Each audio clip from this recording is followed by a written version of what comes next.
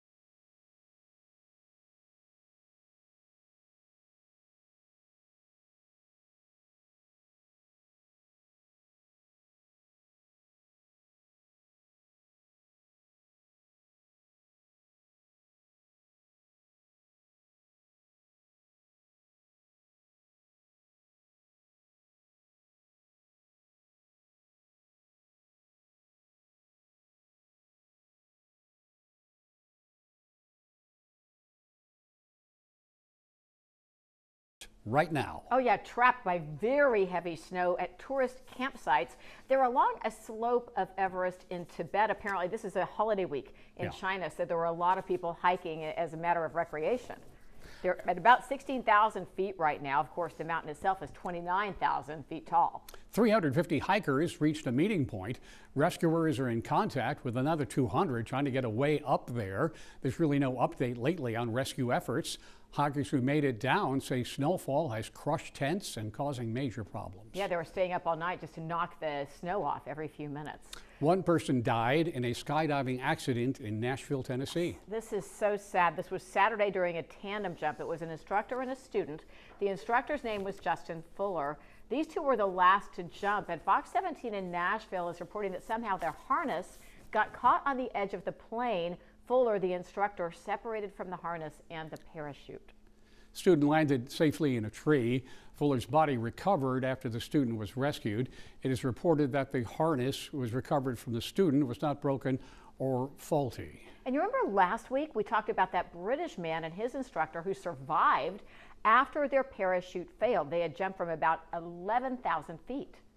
Both hospitalized, major injuries, recovering. The FAA is taking a look at it to make sure that the parachute was properly packed. I am sure it was. I want to go back to the first one in Tennessee, Jared, because you were a skydiver for years. You were a jump master. You've done every part of this game. When they say that his harness got caught on the side of the plane, what pops into your mind about how this may have unfolded? You know, more than unlikely. When I first read about it over the weekend, the two scenarios came to mind. One, catastrophic failure of the harness for some reason, which is really unlikely. Those things are strong, made to handle incredible stress. Mm-hmm. The other would be that the instructor simply did not click on his leg straps, which is highly unlikely. Yeah, almost inconceivable. So it's hard. It's really hard to know. It's Perhaps really hard to know exactly how this happened. It's an unfortunate incident. Well, there's me years ago, but. Oh goodness! I didn't realize what we were showing. Yeah, wow. that was the bridge jumps long ago. Yeah. So I mean, it's harder though. Anytime that it's something that you've done, it's even harder to hear when it doesn't go well. Inherently, by the way, it is a very, very safe sport. Incidents do happen. Yeah, there you go. Occasionally, like anything else in any other sport, injuries happen, and occasionally there are fatal accidents. But in terms of numbers, very, very, very few. It's one of the things that looks dangerous. But it's really, really not. The analogy is like a plane crash. Flying is statistically the most safest way to travel, but when a plane crashes, everybody hears about it. Same thing with skydiving. We'll have to look at those videos on a happier day. Moving on, week 6 of college football is in the books. Florida State unable to make a comeback against Miami Saturday, losing 28-22. Miami had 28 unanswered points in Tallahassee in front of a sold-out crowd, 67,000 fans. Hurricanes held FSU scoreless on 7 consecutive drives. FSU made 2 touchdowns in the end of the fourth quarter, unable, though, to pull out a win. More than 30 people voted. Remember last week we asked you, 53% of you projected FSU to win, credited primarily to an unstoppable defense. Again, with 30 of you turning in votes, 53% did pick Alabama as the winner. Hometown UWF remains undefeated.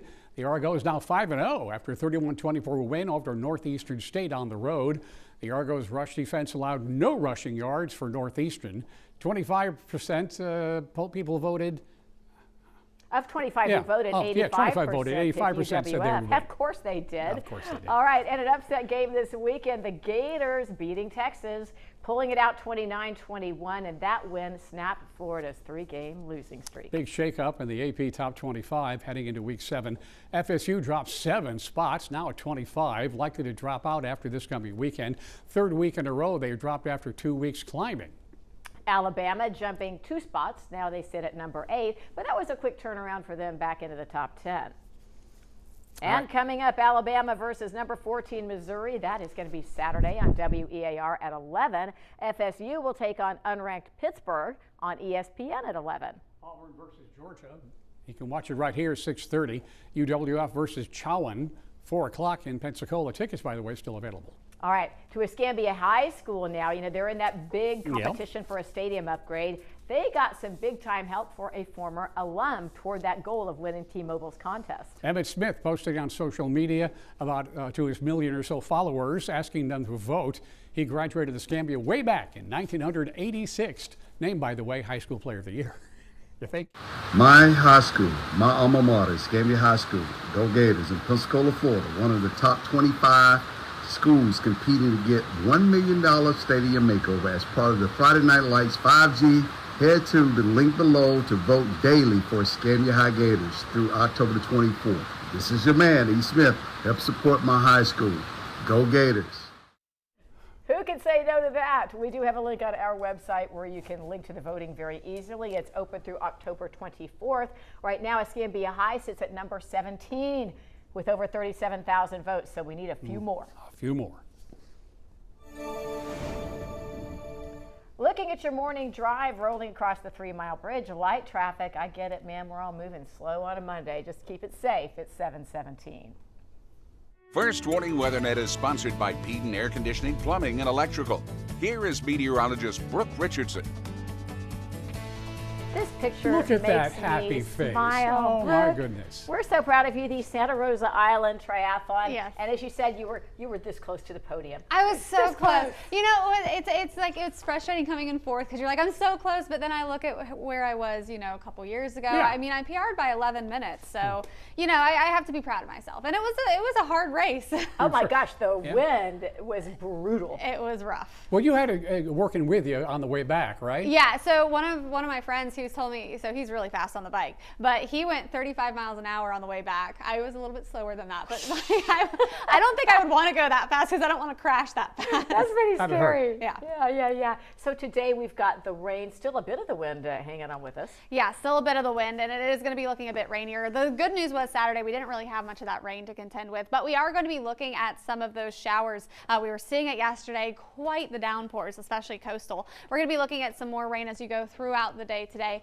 so we do have that heavy rain that we are watching. We're going to be seeing showers, thunderstorms continuing as you go into your day tomorrow and through Wednesday. We're looking at our beach right now, our Hardee's camera. You can see the clouds, and we're still looking at that rain moving in, and that's really where the bulk of the rain is. It's going to be south of Escambia and Baldwin County is where we're looking at most of this heavy rain. It is going to be a wet start to the day with some lightning. We have a thunderstorm now that has started to move through the area, so it is going to be loud in some spots. Just prepare for that wet weather. You look closer towards Santa Rosa, and we're not looking at too much now. We still have some of that rain in Gulf Breeze. It looks much lighter, but we will be looking at some showers, thunderstorms, continuing that rain chance throughout your day today. So we do have your heavy rain chance. We'll be looking at your heavy showers as you go through your afternoon, heading into your evening as well, and even going into your Tuesday. So we are going to keep your wet pattern around at least through the beginning of the week, and we need the rain in the area. We were looking at some very dry stretch of weather that has now changed, so certainly going to be seeing some benefits from that. Going into your really into the rest of your day today, we're going to have that wet weather, and that is going to help us out with those dry conditions. We have abnormally dry to moderate drought across the area. These next couple of days with that constant light rain is certainly going to help us out. Let's take a look at your muggy meter, because this is something that will change through the week because we have this wet weather. It's going to be humid with that. Things change by the end of the week. Our rain chances go away, and we're going to be seeing drier air move in place of that. So we will have a drier feel as you head into the weekend, and we're going to be looking at those temperatures slightly cooler in the mornings as well. We're starting off in the mid 70s today. We'll get into those low 80s for your highs. We'll be looking at the 60s by the weekend. Quick look at the tropics. We are looking at one area with a chance of formation. No big concern for our area, but we'll continue to watch it with a 70% chance of formation over the next 7 days. Let's look at that week ahead. High rain chances as you go throughout your day today. 60% chance of those showers and thunderstorms. Heading into the end of the week, you can see that rain chance starting to drop out.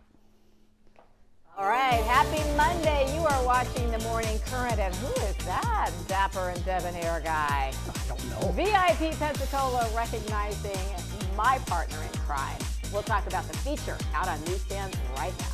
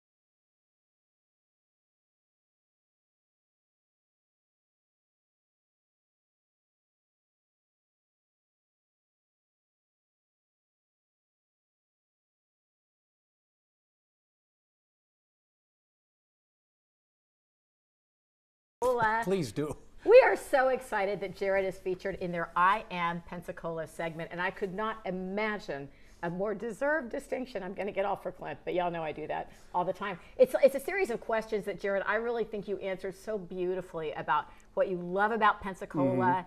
And how was it? Was it hard to open yourself up like that? Well, yeah, because you only have so much column space, They could have given you another page. Come on. I think so. So it was hard to answer briefly, I think, but I did an okay job. The one thing I wanted to put in, which I left out, about how I got this job here. Yeah. I was a disc jockey, that for years and years. And I watched TV and I just knew. I said, I can do that. I know. But a disc jockey, a rock and roll disc jockey just doesn't jump, into here. Right. But an opportunity came up and I auditioned. As it turned out, at that time, this show was an hour long. It was an afterthought. No one cared about it, and I was the only one who wanted the job. And all these years later, everybody wants your job, Jared. We are so proud. It was of a great honor. I was thrilled to do it, and it's just, it was cool. And it's a fantastic picture. Yes, it really is. Photo credit, Paula Willits. Oh my gosh, my what's goodness. that? Well. Oh my, talk about look. Well, Verla and her team at VIP Pensacola have been just great in making us a part of the community. There's the cover from, I think that was December of 23, and then recently we had Karis and Haley on the cover. That was just a couple months ago. So just a shout out to VIP Pensacola for really keeping all of us connected. We love you. Well, we had a party. We had a party yesterday. It was a beautiful day for a beach party. If you look at my Facebook, you only got to see like the back of Brooke's head, which I really felt sort of bad about. So the Jenga champion? She was killing it at Giant Jenga. You were like pulling him out and like, it was a very intense game of Jenga. I would tell you, we started it, and then all of a sudden we look around and everyone's staring at us. So we were the live entertainment. There we go. We had Annie, our organizer. She had everybody laid in the beginning of the thing, and we want to give a shout out to the Salty Rose on Pensacola Beach for there's Brooke's hair. See, we know how to party here at WEAR. Fabulous photo of me. All right, we have more ahead. We're going to jump back to the news and talk about the Trump administration temporarily blocked from deploying National Guard units to Oregon. When a judge will take up that case again. Stay with us.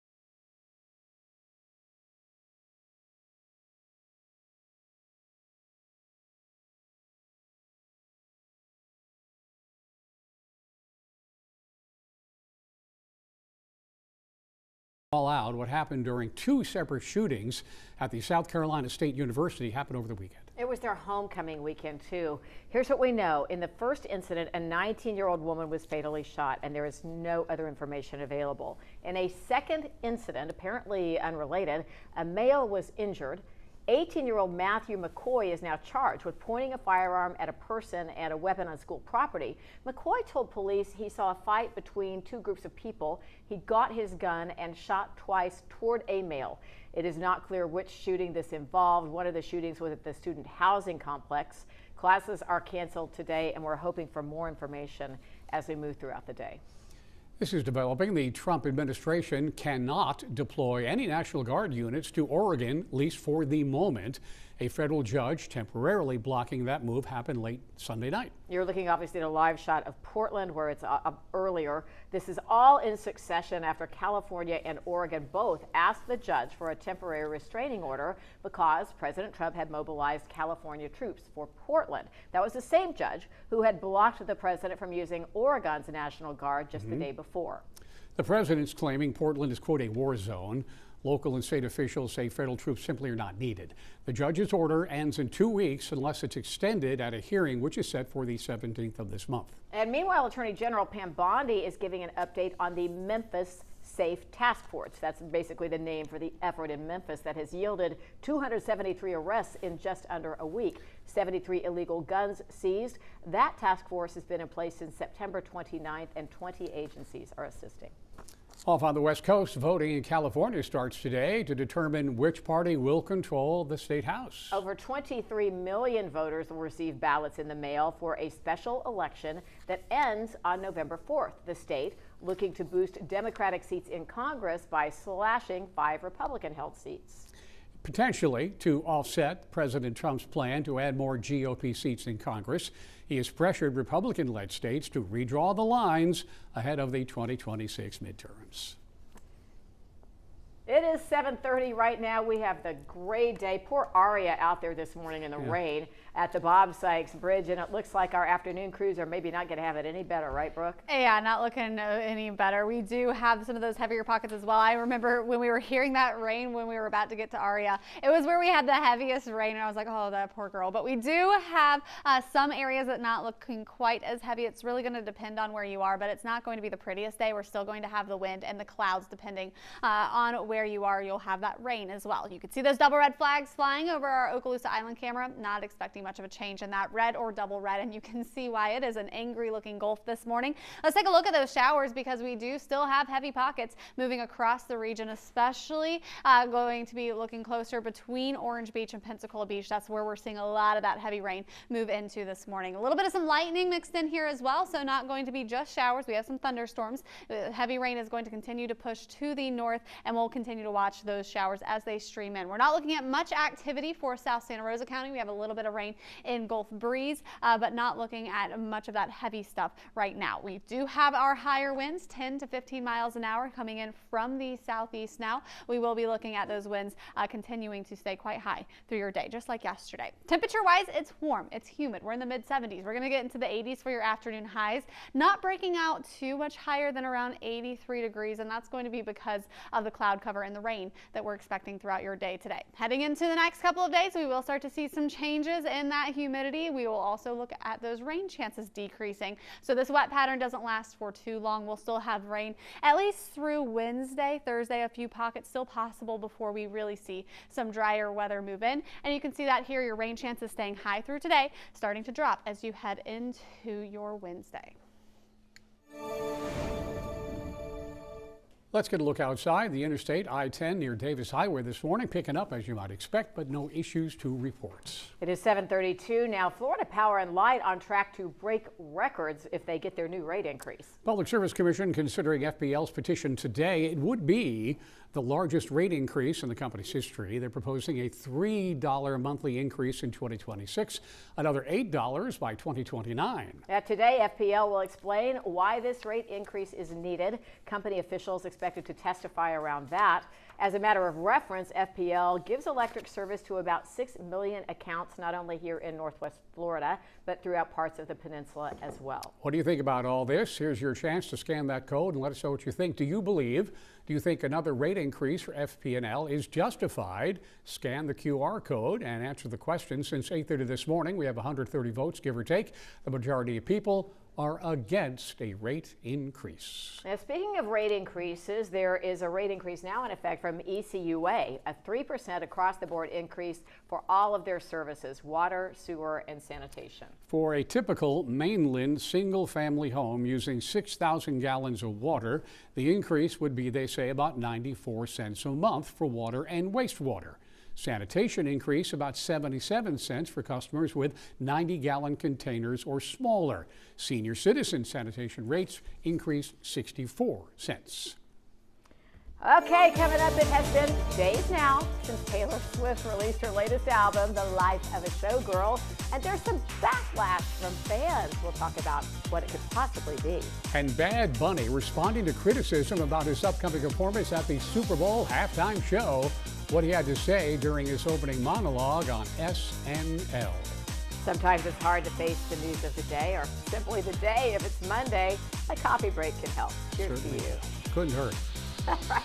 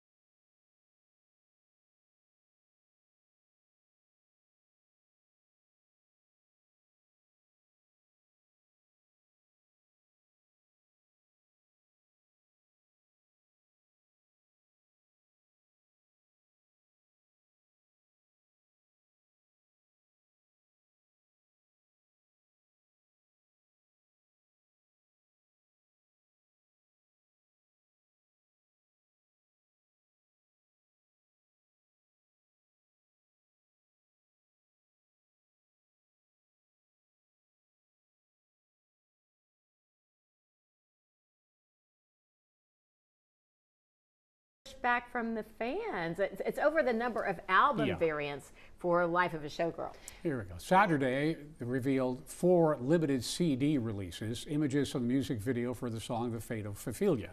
Yeah, $8 hard copies included acoustic versions of Showgirl songs. Before Saturday, Swift had already announced 8 versions of the album. Each has unique photos, poems, and aesthetics. I love that dress, by the way. That is gorgeous. Nice. When she did Tortured Poets department, there were 4 initial variants, plus a vinyl that was exclusive to Target. Midnight's had 6 variants, all with the same 13 tracks. Yeah, in 1989, Taylor's version had 5 variants, 1 had a bonus track, and 10 variants of the album Folklore all had the same 17 tracks. Now, the backlash is that it looks like it's a grab for cash. Well, look at the numbers. It works. September 30th, the RIAA named Swift the first and only female artist in history to surpass 100 million certified album units. She's 6th in album sales overall in this league of famous people. Yeah, you know, she's behind the Beatles, Garth Brooks, Elvis, the Eagles, and Led Zeppelin, so she's doing well. Yeah, oh, absolutely. Yeah. I think we can say it's working. It's apparently working. Let's go now. To the control room we go. Director Vanessa, well, that's producer AJ.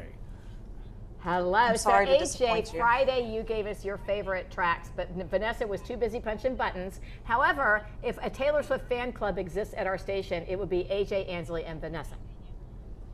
And I think Vanessa would be probably our president. She even held off though listening. The reason we're doing Vanessa's picks today is because on Friday she hadn't listened to it yet. She wanted to listen to it with her wife so that they could come up with this list together.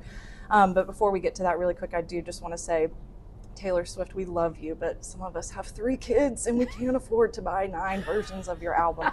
But we do still love you. That's the thing about Swifties is for Taylor Swift to get any kind of criticism from Swifties is kind of a big deal. So maybe this will change the way we do things going. What happened to singles? Why can't you just release like a new single off of your album and charge us like a fraction of the price? Like a 45 But anyways, RPM? we are here. Right. We're here though for Vanessa's pick. So Vanessa, if you want to, I'm going to bring the camera over here so we can include Vanessa. Hi. This is Vanessa here with us this morning. Hello, everyone. And we have, Vanessa, you want to pull up your list here? It looks probably a lot like mine and Ansley's. What you got, Vanessa? Yes, I have to top it with Wishlist. It is my absolute favorite. It's on constant repeat, followed by Opalite, The Fate of Ophelia, Father Figure, and Actually Romantic, which I concur with AJ and Ansley that I think is this track.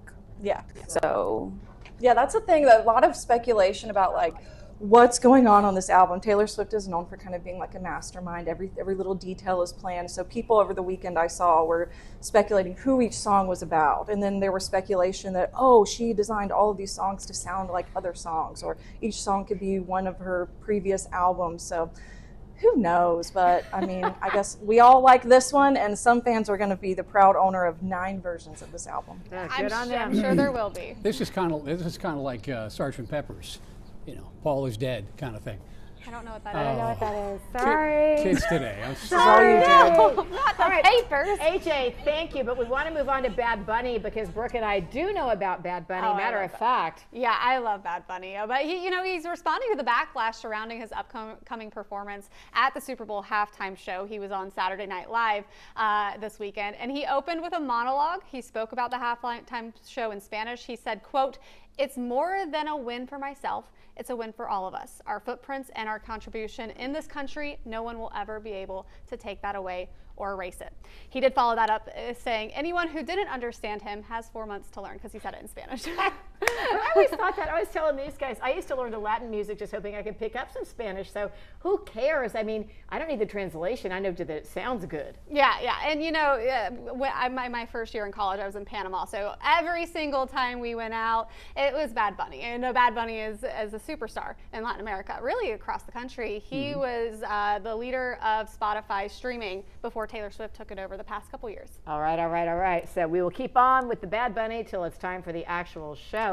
And you've had a lot to say about that SNL moment. Nearly 300 people weighing in, some for, some against his performance. Stephanie says, can't wait to see it. Mike says, not a fan of Bad Bunny, but good for him to be performing at the Super Bowl.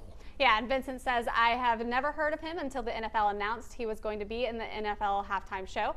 So after all of his comments, I just may skip the Super Bowl altogether. All right, the conversation will continue. Remember, you can see all of our stories on the WEAR News YouTube channel. Top local and national, YouTube Shorts, the Morning Minute that we work so hard on every day. Search WEAR News on YouTube. Amazon Prime Day is just about here. I know. We'll take a look at some of the best deals you'll be able to take advantage of starting tomorrow.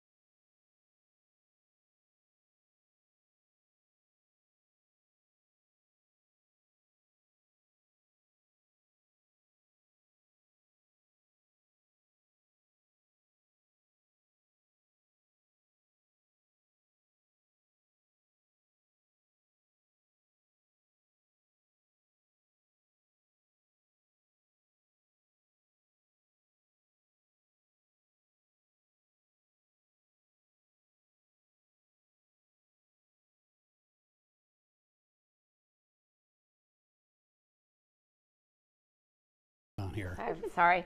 Maybe we were all kind of pre-shopping. Amazon's October Prime Day start tomorrow, and it's tomorrow and Wednesday, so you got to be ready.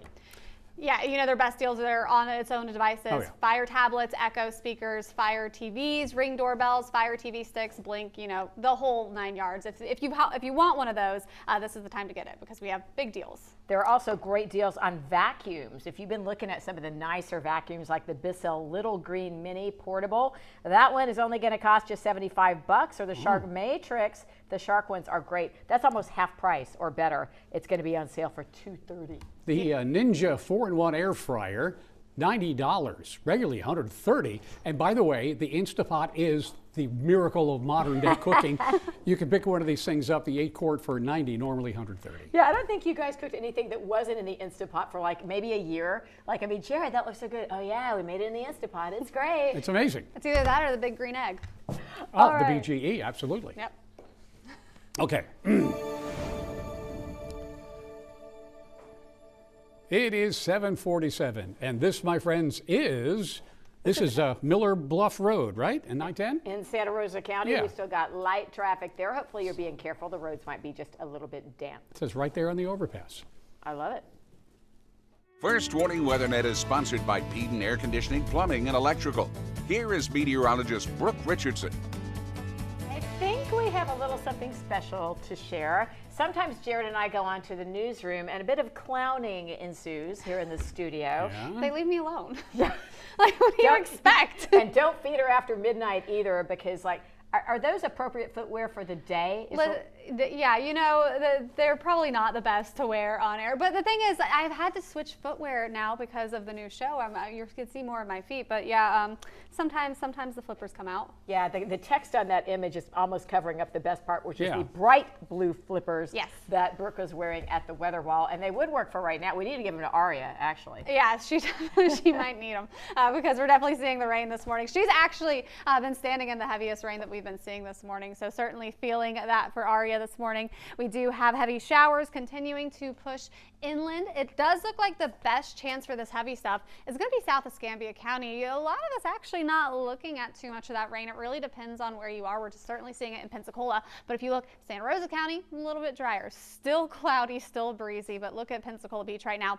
It's just not looking nice. We do have those heavier showers continuing to stream into the same region. We're going to watch that closely as that continues this morning because that could lead to some water pooling up, could lead to some flash flooding. So we're going to be watching for this as this continues to really just hit the same region between Orange Beach and Pensacola Beach with that heavy stuff. A lot of lightning moving in now as well. Now we do have those drier conditions just to the east. It depends on where you are. We're going to be looking at the cloud cover. Rain chances could stay high through most of the day today, and you can see some heavy rain still around through the afternoon. We're going to be seeing a little bit of a break as you head overnight, and then more rain moves in as we head into your Tuesday morning, seeing a few of those showers, and we will be looking at your rain chances coming a little bit closer to an end by Wednesday. We'll still have a few pockets moving through by Wednesday afternoon, but it is going to be much more isolated. So not going to have this rain around for too much longer as you head into your Thursday, Friday, Saturday. We're going to be looking at some drier weather, and it does come with a drier feel, more fall-like. But the rain that we're seeing today and through the next couple of days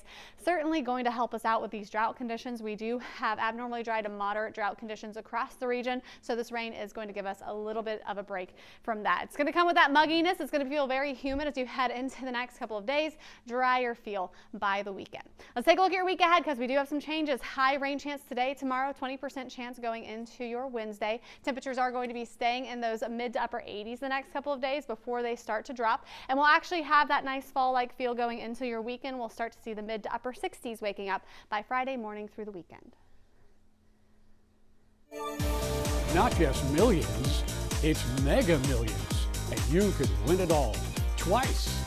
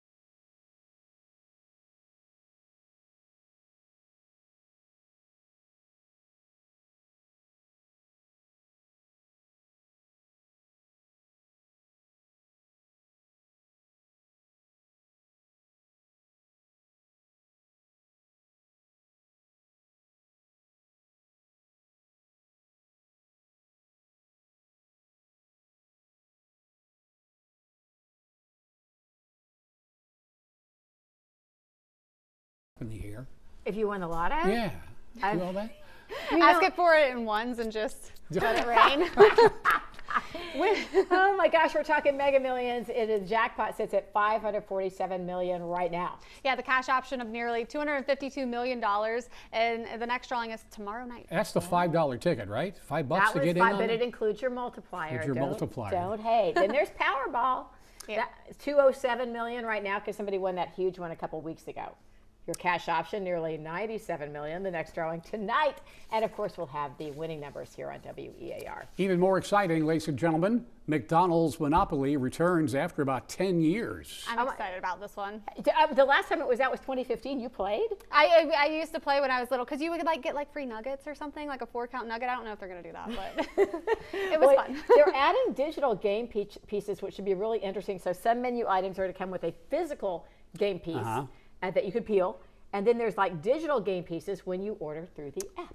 Prizes include $1 million, a dream vacation, a Lowe's shopping spree, and 1 million American airline miles. Vanessa was just saying in my ear that we should all get together and play because we can split a meal and I'll be pretty happy, right? I just want the 4-count nugget, the free 4-count nugget meal. I wouldn't mind a quarter pounder with cheese. Yeah, it's fun. All right, y'all can take the food, I'll take the money. Of course.